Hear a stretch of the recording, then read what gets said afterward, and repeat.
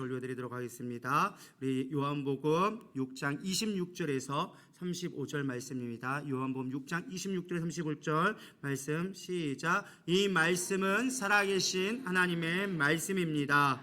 예수께서 대답하여 이르시되 내가 진실로 진실로 너희에게 이르노니 너희가 나를 찾는 것은 표적을 본 까닭이 아니요 떡을 먹고 배부른 까닭이로다. 썩을 양식을 위하여 일하지 말고 영생하도록 있는 양식을 위하여 하라. 이 양식은 인자가 너희에게 주리니 인자는 아버지 하나님께서 인치신 자니라. 그들이 묻되 우리가 어떻게 하야 하나님의 일을 하오리까? 예수께서 대답하여 이르시되 하나님께서 보내신 이를 믿는 것이 하나님의 일이라 하시니 그들이 묻되 그러면 우리가 보고 당신을 믿도록 행하시는 표적이 무엇이나이까? 하시는 일이 무엇이니까? 기록된 바 하늘에서 그들에게 떡을 주어 먹게 하였다함과 같이 우리 조상들은 광야에서 만나를 먹었나이다. 예수께서 이르시되 내가 진실로 진실로 너희에게 이르노니 모세가 너희에게 하늘로부터 떡을 준 것이 아니라 내 아버지께서 너희에게 하늘로부터 참떡을 주시나니 하늘의 떡은 하늘에서 내려 세상에 생명을 주는 것이니라. 그들이 이르되 주여 이 떡을 항상 우리에게 주소서. 예수께서 이르시되 나는 생명의 떡이니 내게 오는 자는 결코 줄이지 아니할 터이요 나를 믿는 자는 영원히 목마르지 아니하리라. 아멘. 네, 자리에 앉으셔도 되겠습니다. 2023년도 이제 설교를 하게 되면서 물론 제가 송구용신 예배도 드렸지만 이제 한 해를 시작하면서 어떤 말씀으로 좀 하면 좋을까 고민하다가 제가 잘하는 거 있잖아, 시리즈 설교. 그래서 어떤 시리즈를 할까 좀 고민을 했습니다. 그래서 여러 가지 고민을 하다가 예수님에 대해서 좀 잘 이야기하면 좋겠다. 복음에 대해서 이해한 것도 이해하기 위해서 예수님을 좀 깊이 있게 이해해 보고 싶다라는 생각이 들어서 이번 시리즈를 준비했는데요. 요한복음에 나온 예수님의 7가지 진술에 대해서 생각해 보려고 합니다. 요한복음이라는 책은 예수님이 어떠한 분인가라는 것을 기록하기 위해서 예수님의 생애부터 마지막 십자가에 달리신 그것까지 순차적으로 잘 기록해 준 책입니다. 쉽게 말해서 예수님은 이런 분이야라는 것을 다시금 설명해 준 책이 요한복음이에요. 그래서 마태, 마가, 누가 그 다음에 맨 마지막에 쓰여진 책이 바로 요한복음이거든요. 그래서 이 요한복음은 예수님이 어떤 분인가 잘 드러냈는데 요한은 요한복음을 쓴 요한은 가장 중요한 7이라는 숫자를 가지고 완벽 숫자를 가지고 예수님을 보여줬어요. 그 가장 큰 틀이 무엇이냐? 하나는 표적이고 하나는 예수님의 자기 진술, 자기 선언이라고 하죠. 그래서 7개의 표적과 7개의 진술이 요한복음 안에 녹아져 있습니다. 그 중에 우리는 예수님이 누구신가? 그래서 에고에임이 나는 누구이다 라는 예수님의 그 진술에 대해서 우리 쭉 살펴보려고 합니다. 예수님의 7가지 진술이 뭐냐라고 하면은 좀 여러분들이 어려워하실 것 같아서 정리를 해봤는데요. 첫 번째, 오병이어 사건 이후에 나는 생명의 떡이다 라고 하면서 오늘 본문 말씀을 가지고 얘기해 주셨고요. 또 바리새인과 논쟁 가운데 나는 세상의 빛이다 라고 말씀해 주셨고, 또 목자의 비유를 통해서 제자들을 가르쳐 주실 때 나는 양의 문이며 또 선한 목자다 라고 얘기해 주셨습니다. 그리고 나사로의 사건을 통하여서 예수님이 자신을 나타나실 때 나는 부활이요 생명이다 라고 얘기해 주셨고요. 마지막 예수님이 십자가 지기 전에 제자들과 마지막 고별 설교를 하시면서 나는 길이요 진리요 생명이다, 그리고 나는 참 포도나무다라는 고백을 통하여서 자신이 어떠한 분인지를 스스로 진술하신 모습이 요한복음에 기록되어져 있습니다. 그래서 오늘 제목이 에고에임이라고 해왔어. 에고에임이 되게 어려운 말처럼 보이지만 영어로 하면 되게 간단한 말이에요. I am. 우리 초등학교 애들도 아는 I am. 우리 아마 다혜리도 알 거예요. I am. 난 누구다. 정말 쉬운 영어 단어인데 신학적으로는 매우 중요한 구절 중에 하나가 바로 이 에고에이미입니다. 왜냐하면 출애굽기 3장 14절에 하나님을 드러내는 가장 표현 중에 하나가 바로 이 에고에이미였어요. 출애굽기 3장 14절 다 같이 읽어보도록 하겠습니다. 시작. 하나님이 모세에게 이르시되 나는 스스로 있는 자이니라. 또 이르시되 너는 이스라엘 자손에게 이같이 이르기를 스스로 있는 자가 나를 너희에게 보내셨다 하라. 여기서 스스로 있는 자, 그래서 영어로 번역하면 I am who I am, 나는 나다 라는 말로 번역해 준 거예요. 무슨 영어 문법이 이러느냐 하는데 이게 하나님의 신적인 증명을 할 때 이 표현을 쓴 거예요. 가장 이 땅에 존재하는 모든 것에 가장 근원되는 거. 그래서 나는 내 스스로 있는 자다. 나는 그림자가 없다. 나는 홀로 있는 존재다라는 것을 하나님께서 표현해 주실 때 그들이 알 수 있는 표현, 물론 모호하지만 I am who I am, 나는 나다라는 말을 한 거예요. 그게 헬라어로는 에고 에이미라는 말로 쓰여진 것입니다. 이 말이 왜 중요하냐? 나중에 우리가 성경에 보면은 하나님이란 표현 말고 다른 표현이 쓰는 게 있죠. 뭘까요? 구약에서 쓰는 표현? 야훼라는 말을 씁니다. 그래서 야훼 하나님이란 말을 쓰여져요. 이 말이 언제 나온 말이냐? 바로 이 모세가 받은 말이에요. 이 에고에이미, 야훼라는 말, 여호와라고도 읽고 야훼라고도 읽는데 이 야훼라고 읽는 게 바로 에고에이미예요. 바로 나는 나다 할 때 나는 스스로 있는 자다라는 말을 그 히브리어로 읽으면 야훼라고 읽는 거예요. 그래서 하나님은 어떤 하나님이냐? 야훼 하나님이다 라고 불리기 시작한 거예요. 이 배경을 보면 하나님이 모세를 부르셨습니다. 너는 이제 이스라엘 백성을 구원해라. 내 백성을 구원해내라. 애굽에서 구출해내라. 그러니까 모세가 나는 못하겠습니다. 도대체 당신이 누구간데, 당신이 누구이길래 내가 그 사람한테 가가지고, 이스라엘 백성에 가가지고 당신이 나를 보냈다라는 어떤 이름을 대야 되지 않겠습니까? 당신이 어떤 분인지 내가 알아야 그들에게 가서 말해줄 거 아니겠습니까? 도대체 당신이 누구십니까? 라고 모세가 물어보자 하나님의 대답이 그거였어요. 나는 나다. 나는 나다. 나는 스스로 있는 자다. 그렇게 가서 이스라엘 백성에게 알려줘라. 그래서 이스라엘 백성이 그때부터는 그냥 하나님이라고 누구요? 뭐 신이요? 이렇게 부르는 게 아니라 야훼 하나님으로 부르기 시작한 거예요. 근데 이 야훼란 말이 너무나 거룩하다 보니까 우리가 하나님의 이름을 어떻게 존칭을 그렇게 함부로 부르느냐? 거룩한 그 하나님을 우리가 이 죄 많은 우리가 어떻게 부를 수 있겠느냐? 해가지고 나중에 바꿔서 부른 게 아도나이, 나의 주님이요 라고 부르기 시작한 거예요. 그래서 이 야훼 하나님의 신앙이 참 중요합니다.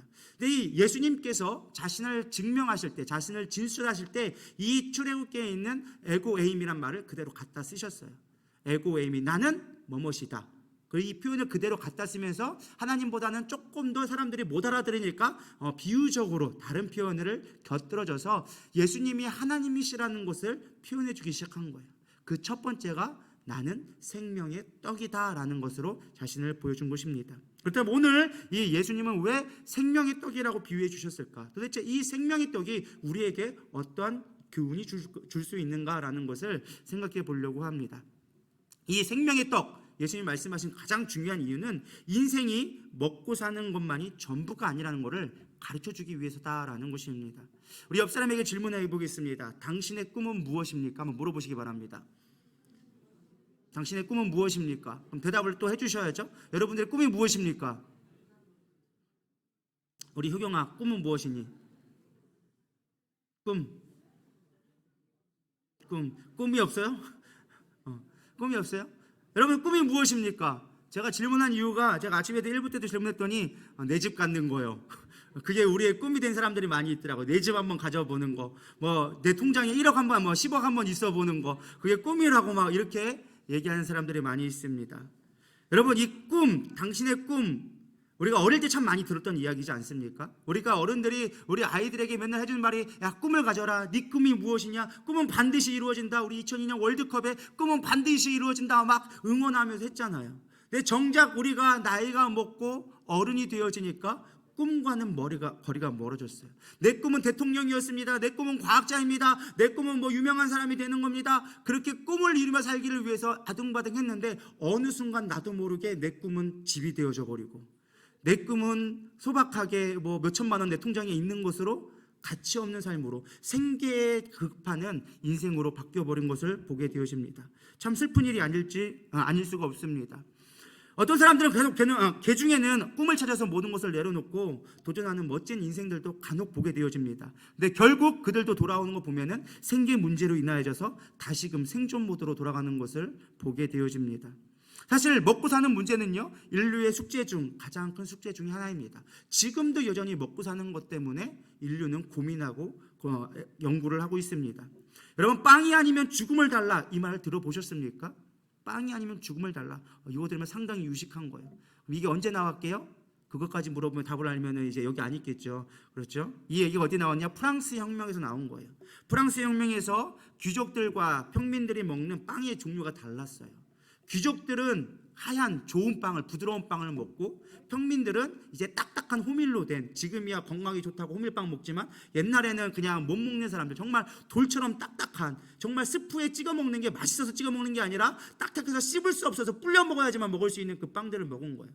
근데 문제는 아예 먹는 것부터 신분 차별이 됐는데 이게 경제적 위기가 오기 시작하니까 그마저도 또 먹을 수 없으니까 사람들이, 시민들이 봉기가 일어난 거예요. 야, 우리에게 차라리 먹을 거를 달라. 니들은 잘 먹고 잘 사는데 왜 우리는 굶어 죽느냐? 차라리 우리에게 빵을 달라. 그렇지 않으면 차라리 우리에게 죽음을 달라 하면서 시민 대혁명이 일어난 게 바로 이 혁명입니다. 그러면서 결국에는 이 시민혁명으로 인하여서 승리를 거두게 되어지죠. 그래서 나온 역사적인 빵이 있습니다. 무엇이냐? 바게트 빵이에요. 바게트 빵이 그냥 나온 게 아니라 역사적인 빵이에요. 우리에게 빵을 달라 해서 정부가 져가지고 결국 준 빵이 빵이에요. 그래서 정확하게 기름을 재릅니다. 길이는 80cm, g은 250g으로 법으로 규정해가지고 모든 사람이 동일하게 하루에 한 끼 바게트를 먹을 수 있게끔 정부가 만든 게 그렇게 빵이 나온 거예요. 인류는 먹고 사는 문제에 상당히 민감합니다. 우리는 그걸 부정할 수가 없습니다. 이러한 혁명이 중세시대만 있을까요? 이 근현대화 발전되어지고 과학이 발달된 시대에는 그런 문제가 없을까요? 동일하게 있다니까요. 지금도 우크라이나 러시아 전쟁을 왜 할까요? 결국엔 먹는 것 때문에 싸우는 거예요. 땅 따먹기. 그리고 또 얼마 전에 코로나가 있었죠. 코로나 지금도 있지만 우리 옆 동네 코로나, 중국에서 어떤 일이 벌어졌죠? 도시를 봉쇄하기 시작했습니다. 하루 벌어서 하루 먹는 사람들이 장기간 일을 하지 못하게 되어지자 결국에는 먹는 문제, 생존의 위기가 오기 시작합니다. 어떻게 하게 되어집니까? 시위가 일어나고 테러가 일어나고 정부와 대립하게 되어지면서 끊임없이 전쟁이 일어났습니다. 결국에는 중국 정부에서 또 이제는 어떻게 할 수가 없으니까 이제 놔버렸죠. 그 결과 이제 코로나가 엄청나게 증가되었지만 사실 먹고 사는 문제는 여전히 지금도 우리 가운데 심각한 문제가 아닐 수 없다라는 것입니다. 그런데 참 중요한 건 예수님도 이런 문제가 중요한 문제라는 걸 아실 건데도 불구하고 먹고 사는 문제가 인생의 전부가 아니라고 조금 싸늘할 정도로 이야기합니다. 그러면서 자신은 생명의 떡이라고 자기만 바라보라고 얘기합니다. 사실 인간적으로 본다면 예수님은 참 무책임한 말을 한 사람 중에 한 사람이에요. 나만 바라봐. 그럼 떡이 나와요? 밥이 나와요? 사실 현실은 그렇다는 거예요. 그럼에도 불구하고 예수님은 그랬어요. 우리가 살아야 될 건 말씀으로 살아야 되는 것이다. 나로 말미암아 살아야지 너희들은 먹고 사는 거로만 사는 것이 아니다라고 이야기해주고 있습니다. 이 사건이 벌어진 배경은 사실 이렇습니다. 우리가 아까도 얘기했지만 오병이어 사건이 이 다음에 있던 거였어요. 예수님의 말씀을 증거하려 하니까 사람들이 막 예수님이 어떤 분인가 관심 있어서 막 모이기 시작했습니다. 예수님 말씀을 다 증거했는데 말씀을 먹고 은혜는 받았는데 나를 배고파하는 거예요. 예수님이 그 모습을 보고 너무 불쌍히 여겼습니다. 그래서 야, 먹을 것이 있나 가져와 봐라 얘기했더니 한 어린아이가 가져온 물고기 2마리와 떡 5개를 가지고 축사하시고 10,000명이나 되는 사람들을 먹이기 시작합니다. 사람들은 그 기적을 보고 놀라했습니다. 야, 이런 기적이 있으면 우리는 다시는 먹는 것 같고 인류의 가장 큰 문제를 가지고 고민할 필요가 없다. 그러면서 예수님만 졸졸졸 쫓아다니기 시작합니다. 예수님이 졸졸졸 쫓아다니는 무리들을 보고서는 도망쳐 갔어요. 도망쳐 갔는데도 불구하고 배를 건너서 갔음에도 불구하고 사람들이 배를 건너 쫓아와가지고 바다를 건너 쫓아와가지고 또다시 얘기하는 겁니다. 우리에게 먹을 거를 주세요.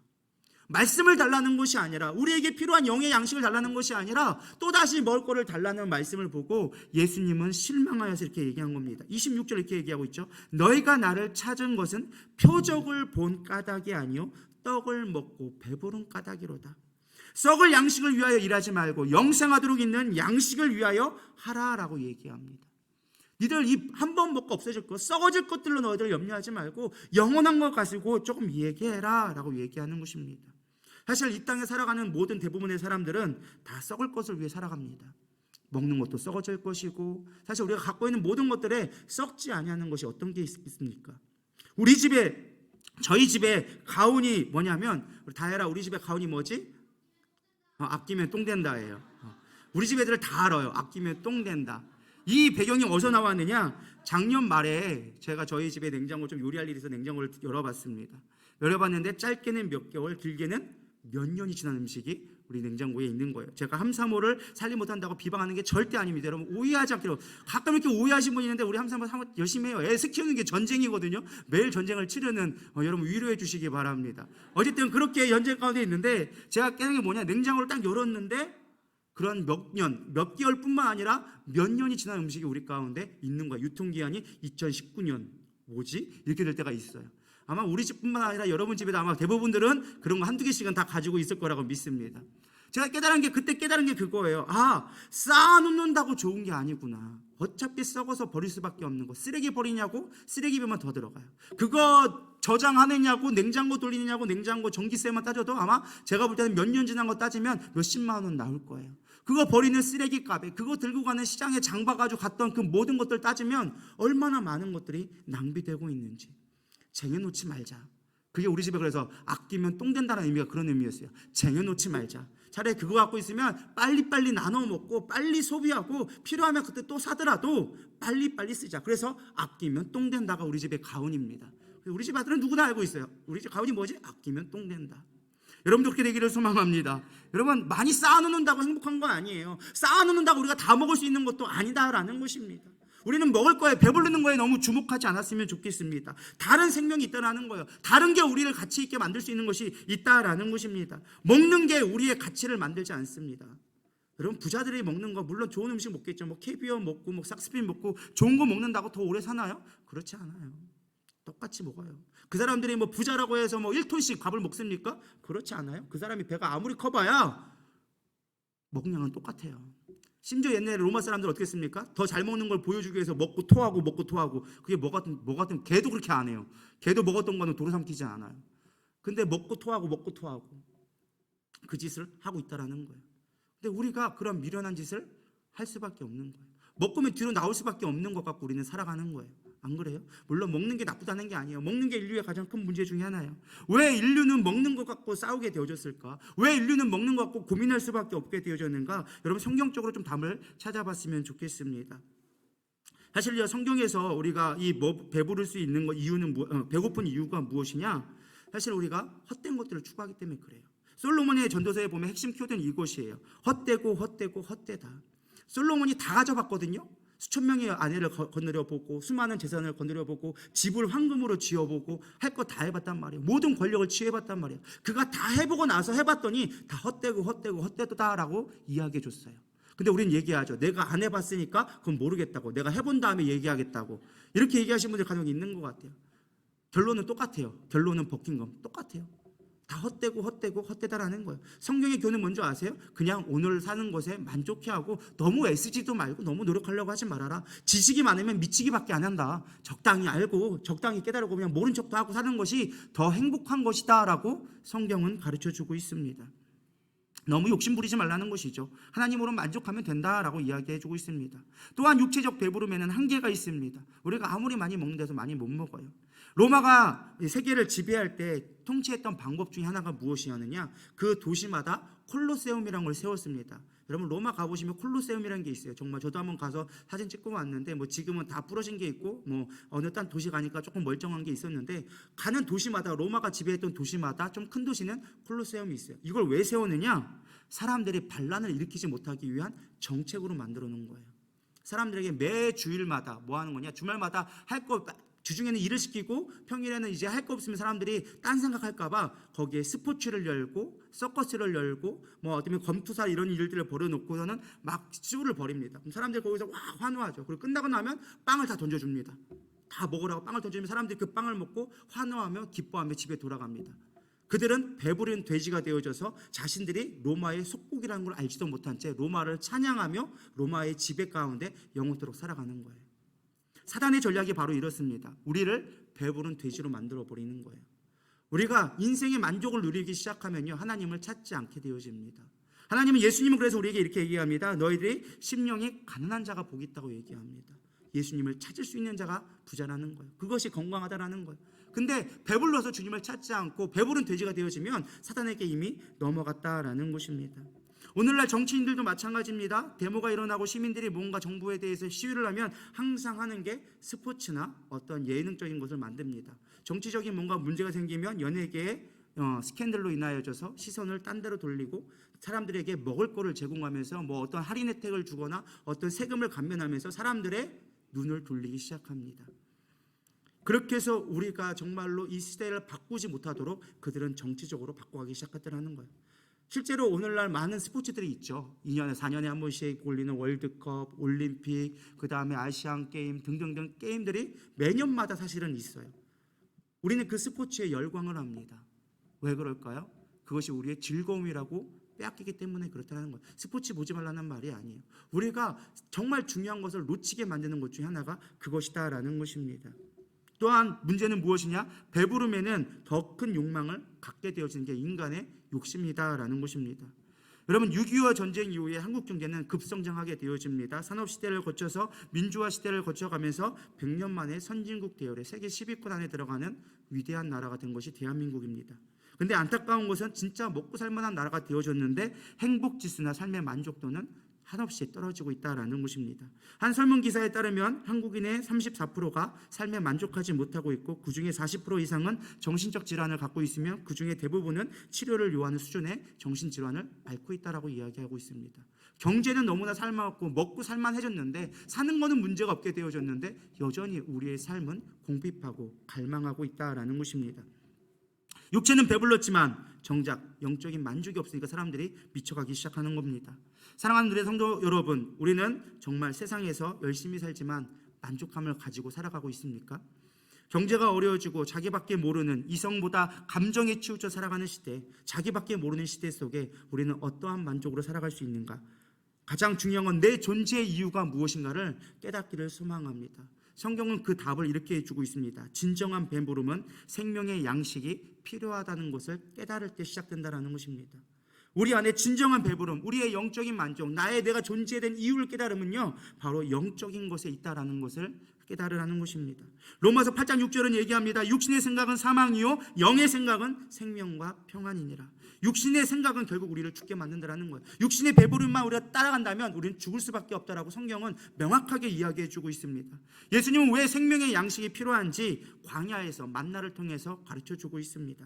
본문 31절 33절 이렇게 읽어보면 이렇게 나와져 있습니다. 하늘에서 그들에게 떡을 주어 먹게 하였다함과 같이 우리 조상들은 광야에서 만나를 먹었나이다. 예수께서 이르시되 내가 진실로 진실로 너희에게 이르노니 모세가 너희에게 하늘로부터 떡을 준 것이 아니라 내 아버지께서 너희에게 하늘로부터 참떡을 주시나니 하나님의 떡은 하늘에서 내려 세상에 생명을 주는 것이니라 라고 얘기하면서 본인이 생명이라고 얘기하고 있습니다. 사실 만나도 하나님이 주신 거예요. 그러면 만나는 왜 썩어지게 하고 예수님은 썩지 않은 거라고 얘기해 주시느냐? 여러분 이 의미를 잘 생각해야 돼요. 만나가 썩어질 것이라고 필요 없는 것이라고 한 게 아니라는 거예요. 우리가 이 부분을 잘 생각해야 되는데 여기부터 집중해 들으셔야 됩니다. 하나님은요 이 땅을 창조하셨습니다. 그리고 창조할 때 가장 많은 시간을 할애한 게 이 땅에서의 먹고 살 수 있도록 5일 동안 모든 걸 창조해 주셨어요. 하늘과 땅을 만들고 땅의 육지를 만들고 육지 가운데 식물들이 자라게 하고 동물들이 먹고 그것들이 순환적으로 자동적으로 채워줄 수 있는 시스템을 만들어 놓으셨어요. 그리고 그걸 다 만든 다음에 누구를 창조합니까? 사람, 하나님의 형상으로 사람을 창조했습니다. 그래서 사람은 걱정이 없었어요. 아담과 하와가 에덴 동산에 있을 때는요 걱정이 필요 없었습니다. 먹는 거, 마시는 거, 옷 입는 거, 자식 교육, 스펙 걱정할 필요가 없었습니다. 돈 잘 벌기 위해서 좋은 직업 가질 필요가 없었습니다. 노연금을 위해서 연금 고민할 필요가 없었습니다. 복지 혜택을 위해서 고민할 필요 없었습니다. 자신의 꿈을 위해서 염려할 필요가 없었습니다. 심지어 아플까 봐 염려할 필요가 없었습니다. 그러나 단 한 가지 때문에 모든 것을 잃어버리게 되어집니다. 범죄함으로 말미암아 그들의 에덴 동산에서 쫓겨남으로 말미암아 하나님의 심판을 받음으로 말미암아 그들은 그때부터 생계의 고통을 겪기 시작합니다.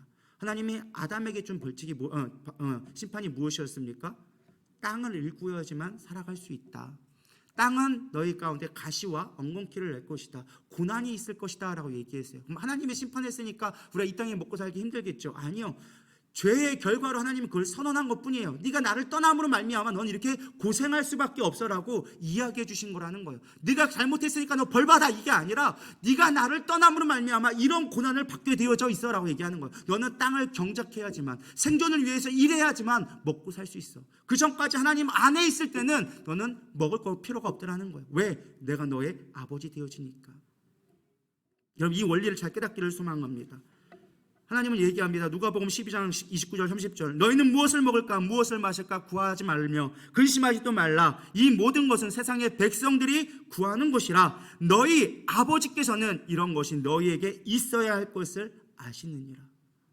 이방 사람들, 나를 떠난 사람들만이 고민하는 게 먹고 마시는 거를 무엇을 먹을까 무엇을 마실까 고민하는 건 나를 떠난 사람들만이 하는 거야. 내 안에 있을 때 내가 너희의 아버지가 되면 너는 이런 것 때문에 걱정할 필요 없어. 우리 세 자녀가 있지만 우리 지금 세 자녀들은 먹는 것 때문에 고민하지 않습니다. 무엇을 먹을까 고민하지. 이해가 되시나요? 생존의 위기를 쟤들은 몰라. 왜? 누가 있으니까? 엄마 아빠가 있으니까. 엄마 아버지 안에 있을 때는요 생존의 위기를 겪을 필요가 없어. 무엇을 먹을까 걱정할 필요가 없어. 그러나 만약에 부모가 없는 고아들은 어떻게 할까요? 그들에게 가장 중요한 문제는 먹고 사는 문제라는 거예요. 왜? 부모가 없으니까. 아버지가 없으니까 생존의 위기가 올 수밖에 없다는 거예요. 성경적 원리가 깨달아지십니까? 하나님이 말씀하시는 내가 생명의 떡이라는 말씀이 이해가 가십니까? 하나님이 말씀하신 생명의 떡은 너희들 이 땅에 사는 것 갖고 고민할 필요가 없어. 이 땅에 썩어질 것 때문에 너희들 일할 필요가 없어. 뭐만 되면 하나님이, 내가 하나님이야. 나는 하나님이야. 근데 너희에게 생명의 떡인 내가 하나님이기 때문에 나만 믿고 따라오면, 나를 믿으면 너희들은 이 모든 것에서 자유함을 얻을 수가 있어. 그게 예수님의 가르침이라는 거예요. 왜? 그분이 우리의 아버지 되시기 때문에. 그럼 믿으시기 바랍니다. 예수님은 그거를 실제적으로 몸으로 보여주셨어요. 광야에서 40일 동안 금식하시고 시험을 받으십니다. 이 시험을 받을 때 사단이 와서 유혹합니다. 네가 하나님의 아들이거든 이 돌들로 하여금 떡이 되게 하라. 예수님이 이때 말씀하십니다. 사람이 떡으로만 살 것이 아니요 하나님의 입으로부터 나오는 말씀으로 살게 되리라. 여러분, 우리가 시험 문제를 잘 풀려면 문제를 잘 읽어봐야 돼요. 사단의 유혹은 이것이었습니다. 내가 만일 하나님의 뭐요? 아들이거든. 여기는 두 가지 의미가 내포되어 있다 저는 생각합니다. 첫 번째는 하나님의 아들이라면 하나님의 능력이 하나님이니까 돌이 떡이 될 능력을 갖고 계신 분이지 않겠느냐라고 하나님을 시험하는 거예요. 야, 하나님 돌을 떡이 만들 수 있는 능력이 하나님 아니야? 라고 물어보는 거죠. 두 번째 하나는 뭐예요? 야, 하나님이 만왕의 왕인데 네가 왕의 자녀라고 한다면 굶는 게 말이 돼? 그건 말이 안 되잖아 라고 사실은 시험을 한 것이죠. 사실 이 시험은요 우리에게도 동일하게 적용되어집니다. 우리가 예수 믿으면 생존의 문제에서, 배고픔의 문제에서, 내 어떤 고난의 문제에서 벗어나게 할 능력이 하나님인 걸 우리는 알고 있습니다. 그런데 그것이 과연 우리 가운데 내가 단지 먹고 사는 문제 때문에 하나님이 기적을 베푸셔야 되는 문제로 적용해 볼 수 있다는 거예요. 또 하나, 우리가 하나님의 자녀라면 과연 배고플 수 있을까라는 생각을 해볼 필요가 있다는 거예요. 정답은 예수님의 대답 가운데 나와져 있습니다. 사람은 떡으로만 살 것이 아니라 하나님의 말씀으로 살 것이다. 사단의 질문과는 전혀 다른 질문을 하지만 그 안에 답이 숨겨져 있습니다. 예수님은 얘기합니다. 우리에게 필요한 건 아버지가 필요한 것이지 아버지의 능력이나 아버지의 자녀됨에 있어서 어떠한 존재적인 필요성을 얘기한 것이 아니다라는 거예요. 그분 하나만 있으면 답이 된다라는 것을 가르쳐 준 거예요. 하나님의 말씀만 있으면, 말씀이신 하나님만 있으면 이 모든 것들은 굳이 하나님의 능력이 필요하거나 그런 것이 아니라 주님이면 된다. 근데 우리는 하나님을 믿으면서 뭐라고 얘기합니까? 하나님의 능력이 필요하지 하나님이 필요한 게 아니라는 거예요. 하나님의 자녀라는 그 타이틀이 필요한 게 아니라 우리 하나님의 자녀로서 배부른 것만 원하고 있다는 거예요. 사단은 그걸 가지고 유혹한 거거든요. 근데 하나님은 그렇지 않다는 거예요. 하나님만 있으면 되지 않겠냐? 그분이 우리 아버지라면 되지 않겠느냐? 하나님의 말씀이 있으면 해결되지 않겠느냐? 뭘 쓸데없이 다른 것 같고 부차적인 것 같고 그러느냐라고 이야기하고 있다는 것입니다. 아모스 8장 11절은 얘기합니다. 주 여호와의 말씀이니라. 보라, 날이 이를지니라. 내가 기근을 땅에 보내리니 양식이 없어 주림이 아니며 물이 없어 가람이 아니요 여호와의 말씀을 듣지 못한 기갈이라 라고 얘기해주고 있어요. 이 땅에 어려움이 왔어요. 하나님이 보낸 걸 수도 있어요. 근데 중요한 건 그럼에도 불구하고 너희들이 목마르고 힘든 건 기근이 와서 목마른 게 아니라 너희가 나의 말씀을 듣지 않으니까, 말씀을 깨닫지 아니하니까 너희들 가운데 기갈이 있는 것이다. 목마름이 있고 배고픔이 있다라는 것입니다. 오늘날도 마찬가지 아닙니까? 오늘날 세상까지 여러분들 힘들고 고난하고 정말로 내 인생의 가운데 뭔가 여러 가지가 걱정되고 배고파 여전히 내 영적으로 뭔가 만족되지 않는다면 그건 하나님의 말씀이 여러분 가운데 있지 않기 때문이다라는 것입니다. 그 배고픔을 채워줄 수 있는 건 무엇이냐? 예수님이 이렇게 말씀하십니다. 내가 바로 배부를 수 있는 것이다 라고 얘기합니다. 35절에 예수께서 이르시되 나는 생명의 떡이니 내게 오는 자는 결코 줄이지 아니할 터여 나를 믿는 자는 영원히 목마르지 아니하리라. 자, 하나님은요 참 재미있는 거, 성경을 보면 볼수록 참 재미있어요. 제가 문제를 내도록 하겠습니다. 예수님이 태어나신 도시는 어딜까요? 어디예요? 마곡간. 도시를 얘기하는데 마곡간이 왜 나가요? 태어난 도시를 물었구만. 베들레헴. 주일학교도 알고 있는 정답. 베들레헴. 여러분, 베들레헴이라는 뜻이 무슨 뜻인지 아십니까? 베이트라는 것이 빵이고요, 레헴이라는 말이 도시, 마을이란, 지금 집이란 뜻이에요. 그러니까 베들레헴은 빵집이란 뜻이에요. 근데 예수님이 오셔서 뭐라고 말씀하셨습니까? 나는 빵이다 라고 얘기하고 있어요. 나는 떡이다 라고 얘기했지만, 생명이 떡이지만 나는 빵이다. 예수님은 빵집에서 태어났기 때문에 빵이신 것입니다. 별로 웃자고 하는 얘기인데 별로 웃음이 없어서 집에서 깊이 생각해 보시기 바랍니다. 빵집에서 빵 나지 빵집에서 떡 나지 않습니다. 빵이 낫다라는 거예요. 그래서 빵을 먹을 때 배부르다라는 것입니다. 여러분, 우리는 예수를 먹음으로 말미암아 배부를 수 있다라는 것입니다.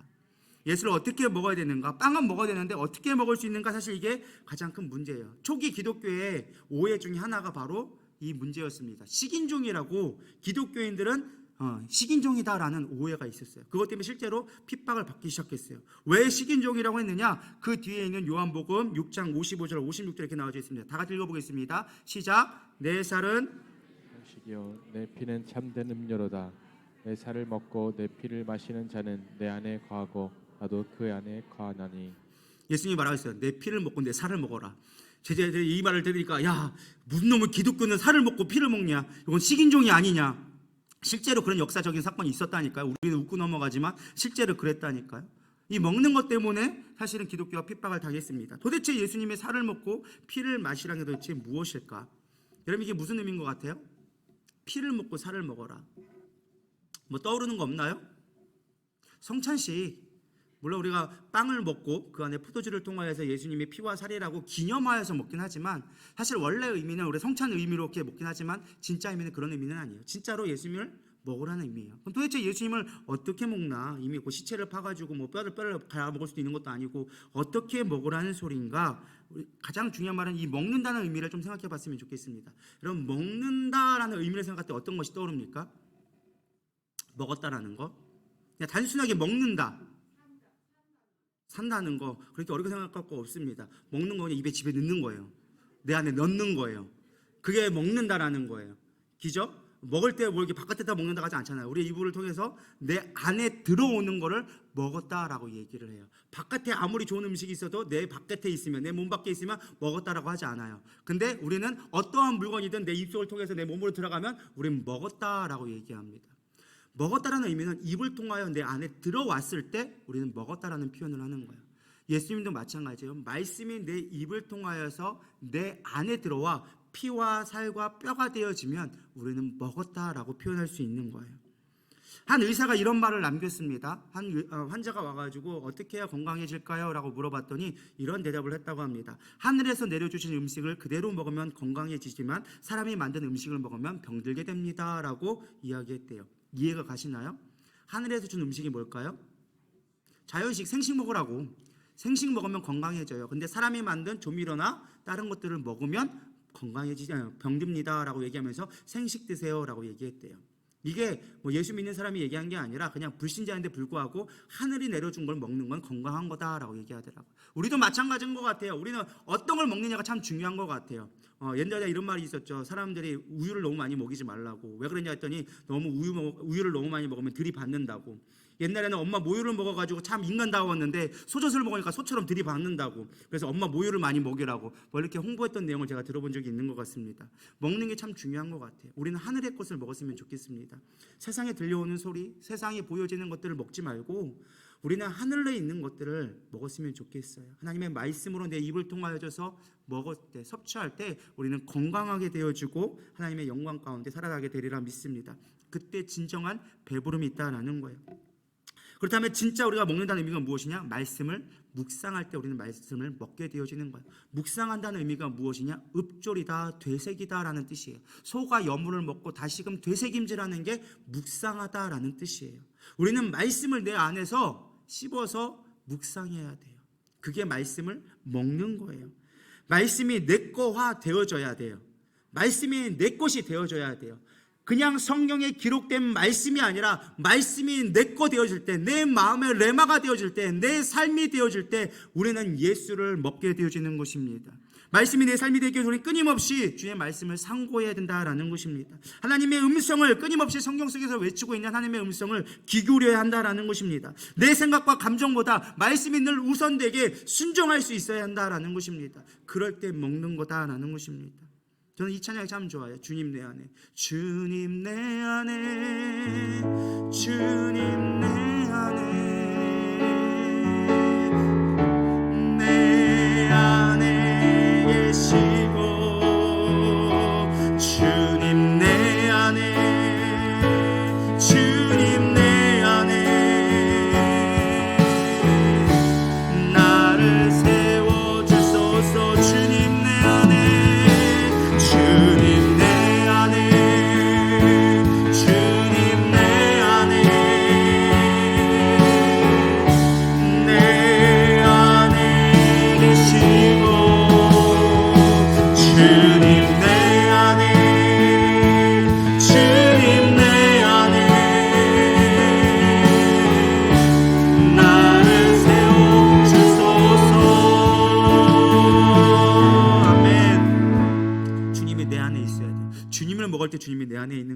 너희가 내 안에 있고 내가 너희 안에 있으면 많은 열매를 맺는다고 하는데 우리는 주님을 먹지 않으니까, 주님이 내 안에 있지 아니하니까 열매 맺는 삶을 살지 못하는 거예요. 배부른 삶을 되지 못하는 거예요. 진짜 배부르고 싶습니까? 생명의 양식을 먹기를 소망합니다. 제발 좀 드시기 바랍니다. 다 여기 병들어 있어요. 못 먹어가지고. 여러분, 육신의 음식 한 끼만 안 먹어도 다들 그냥 죽겠다고 그냥 얼굴이 이렇게 해가지고 나오면서 영의 양식은 먹지 않으면서 왜 이렇게 멀쩡한지. 왜? 죽었으니까 모르는 거예요. 죽은 자는 먹지 않아도 전혀 불편하지 않아. 살아있는 자는 반드시 먹게 되어져 있어요. 우리 누리다 성도들은 살아있기를 소망합니다. 먹지 않고는 힘이 생기지 않아 견디지 못하는 자가 되기를 소망합니다. 오늘 내가 말씀을 안 먹었네. 말씀을 먹어야지. 그래서 주야로 말씀을 묵상하라. 그것이 너희들의 복되는 것이다. 세상의 복이 아니라 주야로 말씀을 먹어야 우리는 살아갈 수 있다는 뜻이에요. 믿으십니까? 사실 우리가 요즘에는 삼시세끼 먹지만 원래는 옛날에는 2끼밖에 안 먹었어요. 아침, 저녁. 점심은 마음에 점을 찍는다고 해서 점심이에요. 안 먹어도 된다라는 거예요. 마음으로 그냥 먹었다 하고 넘어가면 되고 아침, 저녁만 잘 먹어도 사는데 전혀 문제 없어요. 여러분 건강 상하기 원하신다면 하루 2끼 드셔도 문제 없더라고요. 사실 나이를 먹기 시작하면 소화력이 떨어지기 때문에 굳이 삼시세끼 먹으면 소화가 더 안 돼요. 여러분 그래요? 안 그래요? 그래요. 맞아요. 조금씩 자주 먹든지 아니면 2끼만 충분히 드시길 바랍니다. 3끼 많이 먹어야 비만해지고 혈관만 안 좋아지고, 여러분 먹는 것 때문에 문제지 못 먹는 것 때문에 문제되지는 않아요. 그렇기 때문에 우리가 건강하게 살기를 소망합니다. 두 번째, 우리가 어떻게 하면 하나님을 먹을 수 있을까? 먹는다는 게 도대체 어떤 의미인가? 했을 때 우리가 다른 관점으로 세상을 바라보기를 소망합니다. 우리가 계속 세상의 것들만 주목하고 육신의 것들만 주목하면 그것만 보이게 되어져 있어요. 근데 우리가 이 땅에 살아가는 동안 그것이 안 보일 수는 없거든요. 그러려면 다른 모습으로 볼 수 있는 눈이 있을 때 우리는 영적인 삶을 살아갈 수 있다는 것입니다. 이런 말이 있더라고요. 떨어지는 사과를 보고 중력을 발견했다면 그는 과학자일 것입니다. 떨어지는 사과를 보고 그것을 노래한다면 그는 시인일 것입니다. 떨어지는 사과를 보고 하나님의 은혜를 생각한다면 신앙인일 것입니다. 똑같은 걸 보지만 다른 결과들이 나온다는 거예요. 우리는 이 땅에 살아가면서 여러분 어떤 결과를 내기를 원하십니까? 세상의 가치관과 세상의 배부름을 원한다면 우리는 세상 사람과 다를 바 없는 거예요. 교회 다닌다고 해서 우리가 그리스도인이 되는 것이 아니다라는 것입니다. 우리는 주님을 항상 결과를 낼 수 있는, 빵틀에는 무엇을 집어넣든 붕어빵 모양이 나오게 되어 있어요. 그렇지 않나요? 국화빵에는 무엇을 집어넣든 국화빵이 나오게 되어져 있어요. 우리가 어떠한 틀을 가지고 살아가냐가 참 중요한 것 같아요. 똑같은 걸 봐도 다른 모습을 결과를 낼 수 있는 저와 여러분 되기를 소망합니다. 한 재미있는 예화가 있어서 여러분들 들려주려고 합니다. 한 맹인이 뉴욕 한복판에서 구걸하고 있었습니다. 종이 박스에 나는 맹인입니다. 저를 도와주세요. 상자를 찢어서 거기다 써놓고 하루 종일 구걸했지만 그 누구도 도와주지 않았습니다. 그러던 한 여인이 지나가다가 그 여인이 그 거지가 너무 불쌍했는지 박스의 종이를 보던 뒤집어서 다른 글을 쓰고 말없이 사라졌습니다. 근데 얼마 지나지 않아 사람들이 그 맹인에게 돈을 주며 기부를 해주기 시작한 겁니다. 해질녘쯤 이제 그녀가 이제 퇴근하고 돌아오는 길이었나 봅니다. 그 맹인이 그 발걸음과 냄새를 기억하고 그녀를 붙잡습니다. 당신이 이 글에다가 이 박스에다가 뭔가 써주지 않으셨습니까? 도대체 뭐라고 써놨길래 사람들이 나에게 갑자기 돈을 주기 시작합니까? 나에게 알려주세요라고 물어본 거예요. 그러자 그녀가 이렇게 대답합니다. 내가 적어놓은 것은 당신이 적어놓은 것과 크게 다르지는 않습니다. 다만 조금 다르게 표현했을 뿐입니다. 그러면서 그녀가 쓴 글을 읽어주었는데, 오늘은 참 아름다운 날입니다. 그러나 저는 볼 수 없습니다. 그렇게 써놓고 갔다라는 거예요. 그랬더니 사람들이 그를 불쌍히 여겨서 그들에게 돈을 주었다라는 거예요. 나는 맹인이니까 도와주세요 하는 것이 아니라 아름답지만 나는 볼 수 없습니다 라는 똑같은 맹인의 표현이지만 다른 관점으로 보니까 다른 결과가 나왔다라는 것입니다. 오늘날 우리도 마찬가지인 것 같아요. 세상 사람 살아가면서 똑같이 살아가죠. 여전히 우리가 생존의 문제를 가지고 살아갈 수밖에 없어요. 오늘 카드값이 걱정되어지고 공과금이 걱정되어지고 내일 연금을 위해줘서 내일 우리가 미래를 어떻게 살아갈까 염려하지 않을 수 없습니다. 그러나 똑같이 세상 속에 살아가지만 우리는 다른 것을 보고 살아갔으면 좋겠습니다. 다른 것으로 만족하며 살아갈 수 있는 자가 되기를 소망합니다. 이 땅에 썩어질 것이 아니라 썩지 아니할 하나님의 양식을 가지고 살아갈 수 있는, 주님을 바라보고 살아갈 수 있는 그런 모습이 될 때 우리는 세상과 다른 삶을 살 수 있을 거라고 믿습니다. 저는 한 가지 좀 마지막 이야기를 들려주고 말씀을 마치려고 합니다. 디트리히트 보네포라는 유명한 독일의 신학자이자 목회자가 있었습니다. 그는 히틀러가 세계 2차 대전에서 일으킬 때 유대인을 학살하며 홀로코스트를 이뤄가고 있을 때 자신이 미국에 유학 중이면서 잘 나가며 대로가 결정져 있었지만 그는 이 망해가는 고국을 보면서 슬퍼하여 고국에 돌아오게 되어집니다.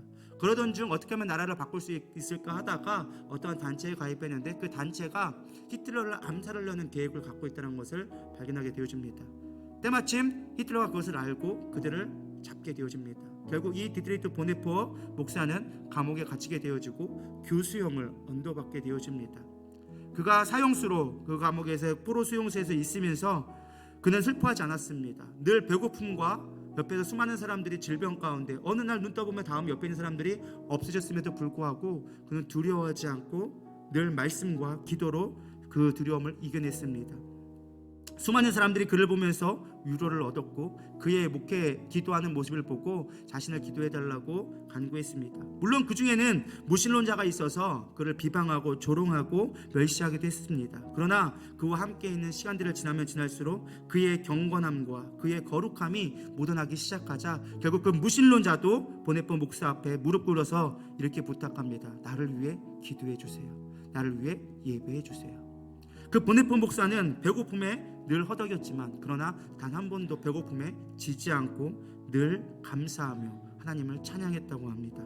1944년 크리스마스가 되어졌을 때 자신의 약혼자에게 편지를 쓰게 되어집니다. 그 편지가 바로 여러분이 잘 알고 있는 선한 능력이라는 시를 편지를 보내게 되어집니다. 물론 후대에 이게 가사가 붙여지면서 약간은 변곡되었지만 그 내용은 동일하게 기록되어져 있습니다. 제가 한번 읽어드리겠습니다. 그 선한 힘에 고요히 감싸여 그 놀라운 평화를 누리며 나 그대들과 함께 걸어가네. 나 그대들과 한 해를 여네. 지나간 허물 어둠의 날들이 무겁게 내 영혼 짓눌러도 오 주여 우리를 외면치 마시고 약속의 구원을 이루소서. 주께서 밝히신 작은 촛불이 어둠을 헤치고 타오르네. 그 빛에 우리 모두 하나 되어 온 누리에 비추게 하소서. 이 고요함이 깊이 번져갈 때 저 가슴 벅찬 노래 들리네. 다시 하나가 되어 이끄소서. 당신의 빛이 빛나는 이 밤 그 선한 힘이 우리를 감싸시니 믿음으로 일어날 일을 기대하네. 주 언제나 우리와 함께 계셔 하루 또 하루가 늘 새로워라고 하면서 이 시를 쓴 거예요. 자신의 약혼녀에게. 그리고 그 다음에 1945년 4월 9일 날 미국 나치가 무너지기 3주 전에 39세 나이로 교수형에 처해지게 됩니다. 이 교수형을 당할 때 당시 강제 수용소의 담당 의사였던 독일의 한 의사가 그 보네포를 보고 자신의 회고록에 이렇게 기록했습니다. 막사에 있는 방에 반쯤 열린 문을 통해 나는 보네포 목사가 죄수복을 벗기 전에 바닥에 무릎 꿇고 자신의 주 하나님께 진심으로 기도하는 모습을 보았다. 나는 이 사랑스러운 사람이 기도하는 방식을 보고 깊은 감명을 받았다. 어찌나 경건한지 하나님이 그의 기도를 들어주셨다고 확신할 정도였다. 그는 형장에서 다시 짤막한 기도를 드린 다음 용감하고 침착하게 계단을 밟고 교수대에 올랐다. 그리고 몇 초 뒤에 죽었다.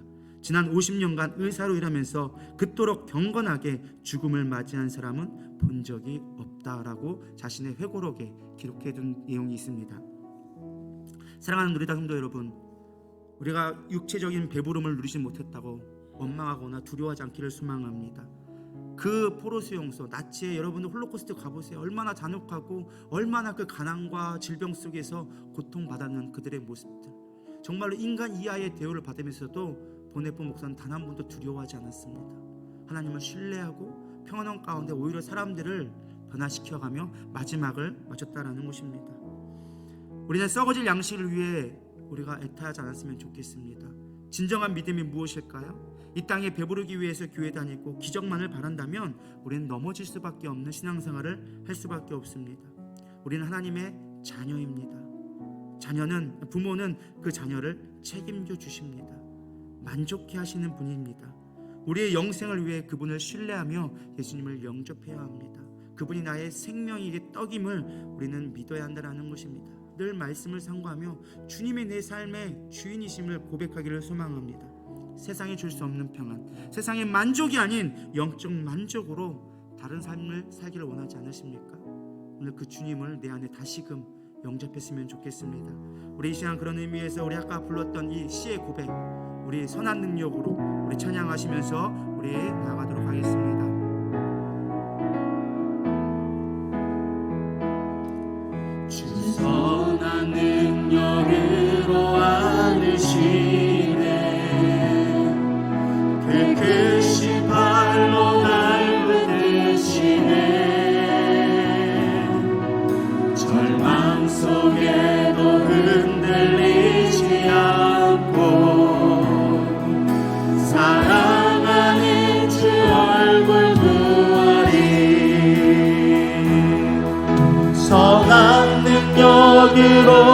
일어서리 주만 의지하리 믿음으로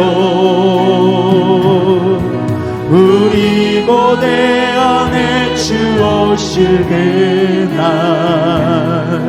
영광의 새날을 맞이하리 이전의 괴로운 날에 워싸고 고난의 길을 걷는다 해도 주님께 모두 맡긴 우리 영혼 끝내 승리의 날을 맞추리 선한 능력으로 일어서리 주만 의지하리 믿음으로 우리 고대 안에 주 오실 그날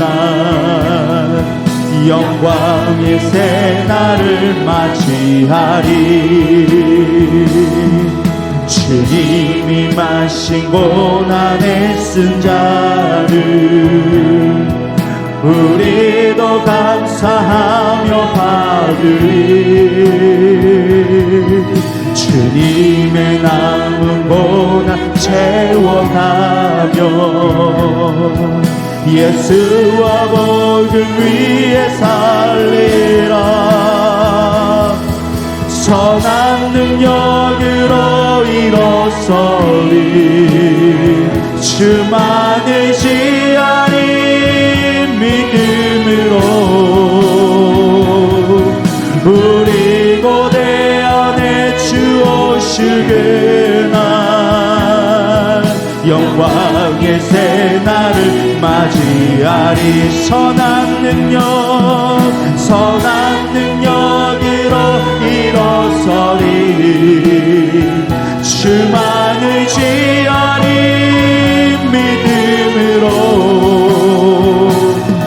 우리 고대 안에 주 오실 그날 승리의 새날을 맞이하리 그렇습니다. 주님은 우리의 생명 되십니다. 우리의 생명의 떡이십니다.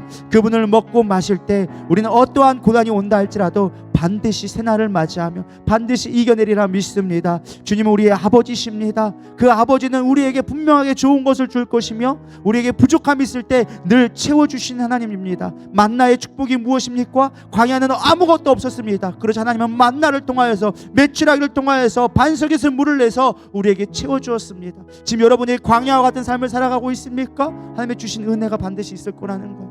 그로 인하여서 주님을 기뻐하라는 거예요. 너희들의 표적을 본 까닭이 아니라 배부름 때문에 예수님을 따라오지 말라는 거예요. 표적을 보라는 거예요. 예수님이 어떠한 분인지 보라는 거예요. 그분이 우리의 하나님이시며 우리의 아버지라는 걸 보라는 거예요. 여러분 예수님 바라보세요. 예수님 붙잡으세요. 그럼 여러분들의 문제 또한 반드시 이겨내리라 믿습니다. 우리 이 시간 주여 한번 부르면서 말씀을 생각하며 기도로 나가겠습니다. 기도하십시다. 주여 하나님 그렇습니다. 주님이 나의 아버지시여 예수님의 하나님이시며 나의 아버지와 구원자이심을 나는 믿습니다. 내 삶 가운데 고백하게 하여 주시옵시고 넘어지지 않게 하여 주시옵소서. 육체의 매물음으로 육체의 갈급함으로 인하여서 원망하는 것이 아니라 하나님을 믿으며 나가게 하여 주시옵소서. 당신이 나의 아버지심을 고백하게 하여 주시옵소서. 예수님의 하나님이시며 나의 구원자이시며 주님으로 만족하게 됨을 깨닫게 하여 주시옵소서. 우리의 연약함을 주 앞에 맡겨드립니다. 우리의 아버지의 연약함을 주님을 신뢰로 바꾸기를 원합니다. 어떠한 환경에 있다 할지라도 주님을 의지하며 나가기를 소망합니다. 오아바디스카 위런들스크로 위켜라 리런들스로 위켜라 바바바바바디스카 와발라 위켜라 위런들스로 위켜라 바바바디스카 주님을 의지하게 하여 주시옵소서. 주님만 바라보게 하여 주시옵소서. 어떠한 고난이 온다 할지라도 주님의 선한 능력을 의지하며 나가게 하여 주시옵소서. 하나님 주님이 주신 가신 그 길을 따라가게 하여 주시옵소서. 나에게 주신 그 신뢰와 믿음으로 하나님이 주심의 배부름으로 오늘 하루를 살아갈 수 있도록 인도하여 주시옵소서. 오 주님 함께하기를 원합니다. 주님만 바라보기를 원합니다. 인도하여 주시옵소서. 하나님, 그렇습니다. 우리는 연약합니다. 늘 넘어질 수밖에 없고 무엇을 먹을까 무엇을 마실까 염려할 수밖에 없습니다. 그러나 주님께서 말씀하십니다. 오늘 내게 있어야 할 것을 아버지께서 이미 아신다고 말씀하셨습니다. 나의 아버지가 되시기에 우리는 주님만 바라보면, 주님만 아버지와 먹는다면 우리에게는 아무 염려가 없음을 고백하게 하여 주시옵소서. 다시금 에덴의 축복이 우리 가운데 회복되게 하여 주시옵소서. 하나님을 신뢰하게 하여 주시옵소서. 정말 보넬번 목사님처럼 어떠한 죽음의 위협이 다가온다 할지라도 두려워하지 아니하며 주님의 선한 능력을 의지하며 나가게 하여 주시옵소서. 사람의 떡으로 사는 것이 아니라 하나님의 말씀으로 살아온다는 그 말씀이 우리 안에 깊이 있게 울림되게 하여 주시옵소서. 오늘도 주님으로 살아갑니다. 주님으로 만족하며 살아가는 삶이 될 수 있도록 인도하여 주시옵소서. 이제는 우리 주 예수 그리스도의 은혜와 하나님의 무한하신 사랑과 성령님의 내주교통 위로하심이 이제 하나님의 말씀으로 생명의 떡이신 예수로 말미암아 살아가기 원하는 이들을 위해 이제부터 영원토록 함께 있을지어다. 아멘.